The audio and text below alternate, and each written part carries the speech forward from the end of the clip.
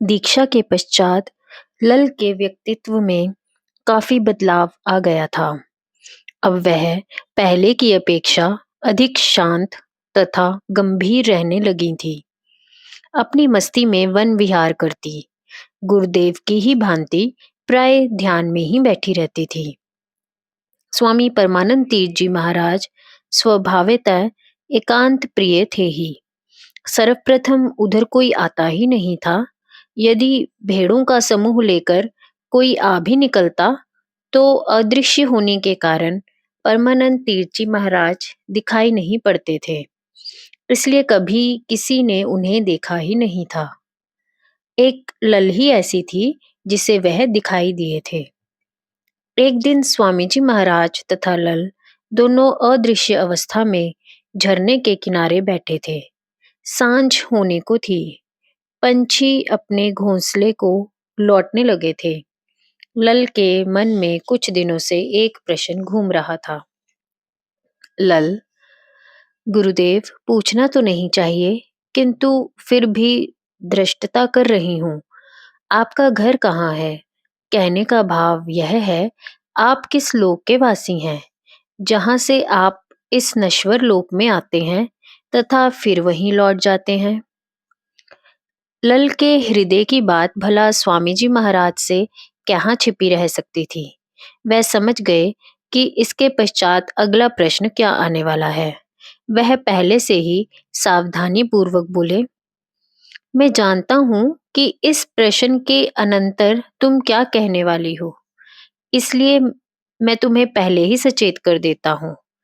यदि तुम्हारी इच्छा इस लोक के दर्शन करने की है तो इस शरीर के साथ तुम वहां प्रवेश नहीं कर सकती। यह ठीक है कि अब तुम्हारी अध्यात्म स्थिति काफी उन्नत है। तुमने वह स्थान प्राप्त कर लिया है जिसके लिए योगी जन्म जन्म जन्मांतर तक तरसते रहते हैं, किंतु अभी तक भी तुम्हारा अंतिम लक्ष्य सिद्ध नहीं हुआ। तुम्हारी काफी लंबी यात्रा भी बाकी है।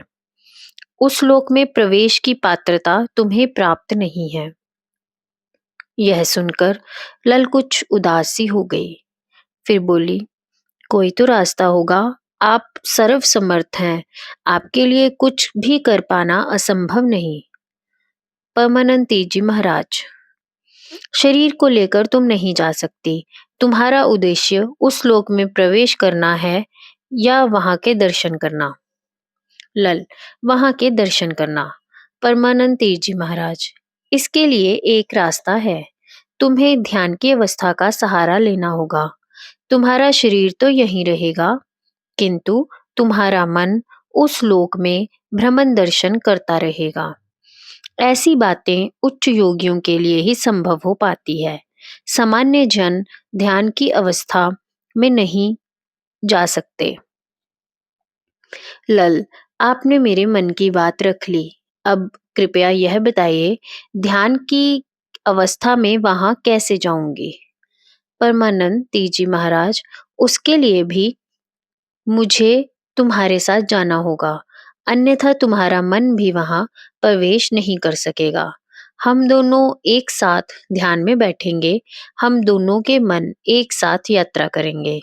तुम्हारे मन को मेरा मन साथ लेकर उस लोक में जाएगा। लल, क्या वह लोक बहुत दूर है? परमानंद तीर्थ जी महाराज, अभी जो कुछ मैंने कहा वह सब औपचारिक बातें हैं, अन्यथा मन ने कहीं यात्रा करनी ही नहीं। उस लोक के दर्शन तुम्हारे मन के अंदर होंगे, अर्थात तुम उस लोक में नहीं जाओगी, वरन उसकी प्रतिछाया तुम्हारे मन में दिखाई देगी। लल, फिर आपके मेरे साथ चलने का अर्थ?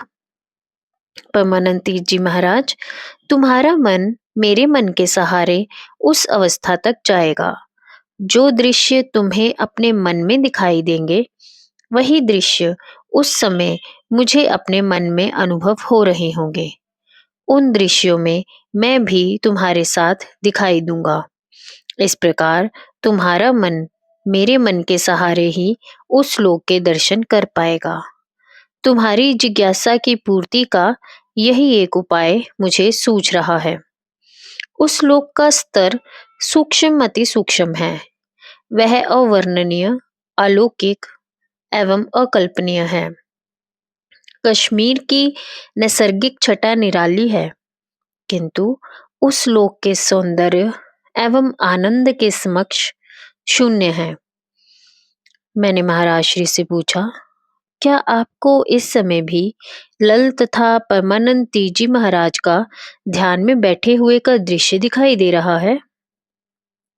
महाराज श्री, मैं जो कुछ भी कह रहा हूँ वह मेरे मन की कोरी कल्पना नहीं है। सब कुछ प्रत्यक्ष अनुभव के आधार पर ही कह रहा हूँ।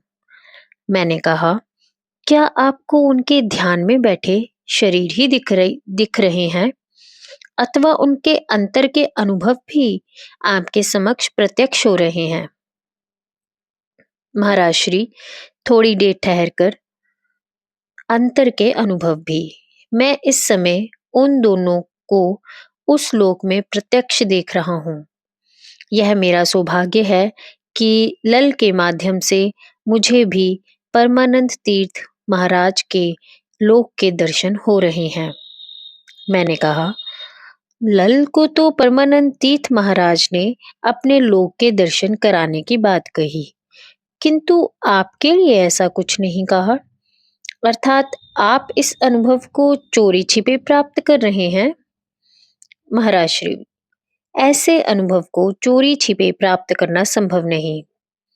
परमानंद तीर्थ महाराज ने चाहे इस संबंध में कुछ नहीं कहा हो, किंतु उनकी कृपा ही है जो मैं उस अनुभव को प्राप्त कर सका। महापुरुष जब कृपा करते हैं तो यह आवश्यक नहीं कि वह कहकर ही कृपा करे। अधिकतर तो वे बिना कहे ही कृपा करते हैं। यदि वे नहीं चाहते, मुझे यह दृश्य दिखाई ही कैसे दे सकते थे? मैंने कहा, सामान्य मनुष्य तो यदि किसी पर कुछ कृपा करता भी है तो उसे जगह जगह कहकर प्रचारित करता है, अपने मन में भी कितना गर्व करता है। महाराज श्री, सामान्य मनुष्यों तथा महापुरुषों में यही अंतर है। मैंने कहा, किंतु यह तो आपने बताया ही नहीं कि अंतर का आपका अनुभव क्या तथा कैसा था। महाराज श्री, उस अनुभव को कहा नहीं जा सकता। वह अनुभव इंद्रिय अतीत था, फिर वाणी से उसे कैसे व्यक्त किया जा सकता है? बस यही समझो कि वह लोक अलौकिक था। फिर अभी तुम्हारे चित्त की भी वैसी अवस्था नहीं कि तुम्हारे सामने उसका बखान किया जा सके। मैं समझ गया, महाराज श्री उस लोक के विषय में चर्चा करना ही नहीं चाहते। मैं भी अपने आप को इसके अयोग्य मानकर शांत हो गया। गुरुओं से ज्यादा हट करना भी उचित नहीं। हमें गंगा किनारे बातें करते काफी देर हो गई थी। धूप भी काफी हो आई थी। उधर आश्रम के लोगों को चिंता हुई कि आज महाराज श्री को स्नान करने में इतनी देर क्यों हो गई। आश्रम से एक व्यक्ति हमें ढूंढता हुआ वहां तक आ पहुंचा जहां हम बैठे थे। उसे आया देखकर हम सारी बात समझ गए। महाराज श्री ने कहा, आज बातों में समय का भान ही नहीं रहा। उन्होंने जल्दी से स्नान किया तथा हम आश्रम की ओर चल दिए।